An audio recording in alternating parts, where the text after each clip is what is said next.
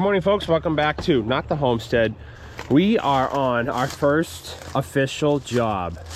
I left a note on these people's property. This is the property with the red oak that fell in the front yard. However, we are in the backyard. Very nice property here, about 4.5 acres, and we have all of this to clean up with this down. I think it's what is it there? Does it have?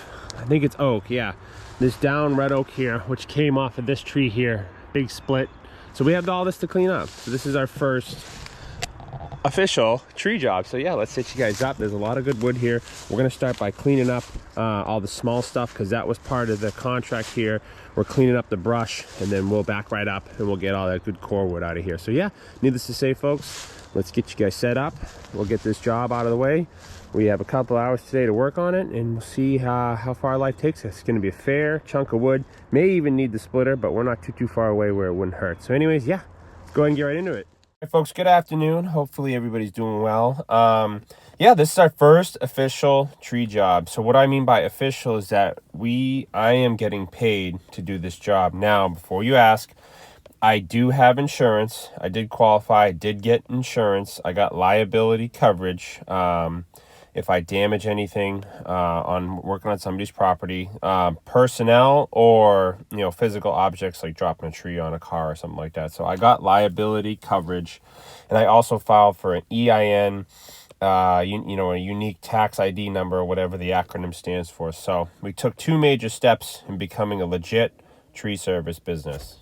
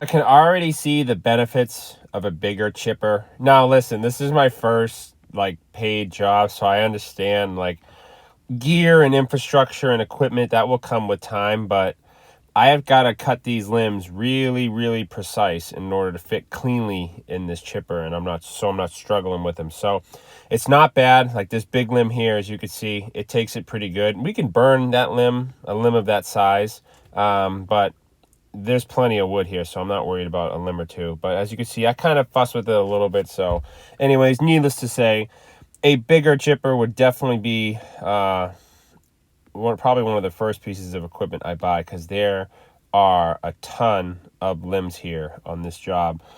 I ran the chipper in this one video. Obviously it's an 8-10 minute video, but that chipper ran straight for 2 hours. I was cutting and chipping, and we got about 3/4 of it done. So again, not bad work at all. So as you can see here, I'm just kind of cutting and stacking them. I was doing it in sections, so I was building up a good pile, and then I would shut the saw off, give the saw a break, run everything through the chipper, pick back up, kind of clean up as you go. I was working left to right.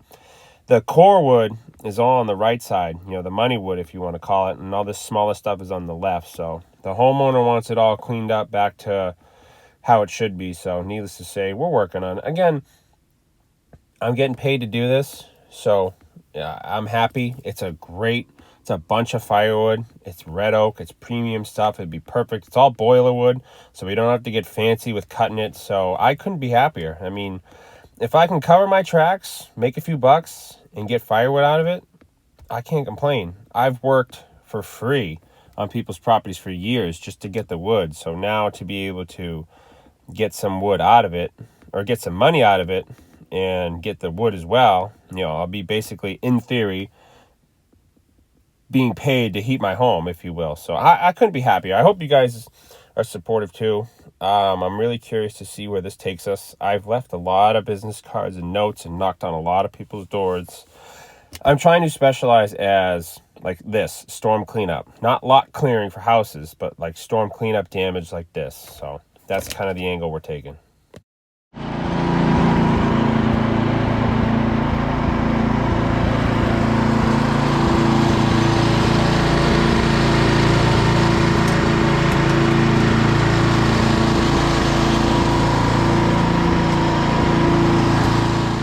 So I think I said in the beginning, I have a full truckload of dry limb wood from the first pile there, which was mostly that hemlock. So all I'm doing here is cutting this up, again, not into perfect sections, but this is all boiler wood. So I'm just making a boiler wood pile. When we come back, we'll load up the boiler green wood, and we'll get that in a rack. All right, folks. Ye old Bearcat has had 2 hours of runtime on it, and we have made a lot of wood chips, as you can see here. Pile there, pile there, pile there. You can see the different colors in the wood chips. That first grouping of wood was all dead limbs and branches from this dead hemlock here. I got to talk to them about that. That's a big tree there. This is when we got into the oak, so it's cool to see the color difference. What we have in the heavy Chevy is 99% all dead wood. So what I was doing here is I didn't want to mix in the green wood with the ready to burn dead wood in the back of the truck here, because I'm going to back right up and I'm going to burn that whole truckload of stuff. It's, you know, what day is it? I think it's like, what's today? It's Tuesday, yeah. It's Tuesday, April, sorry. Come on, April 11th, sorry. And yeah, we still got a fair amount of work, but we got a lot of chipping done. I could see the benefits of a bigger chipper, but kind of cleaning up as we go. We still got to drop that stem. We still got a fair amount of chipping, and then we'll have a very fair amount of nice, it's red oak firewood. So can't complain here. Yeah, let's go ahead and wrap up. All right, thanks for watching, guys. Let me know what you think. This is part one of the job. I'm going to get back to the house so I have enough time to unload the truck and resharpen the saws and get ready to come back tomorrow. So yeah, again, I look at it as this way: it's wood I can use, and I'm covering my tracks as far as money goes, so can't complain there. I want to see if they want to take that hemlock down. That'll be that's some gnarly wood there. That's another story. But anyways, thanks for watching, guys. God bless. Let me know what you think. And like I always say, we'll see you guys out in the woods.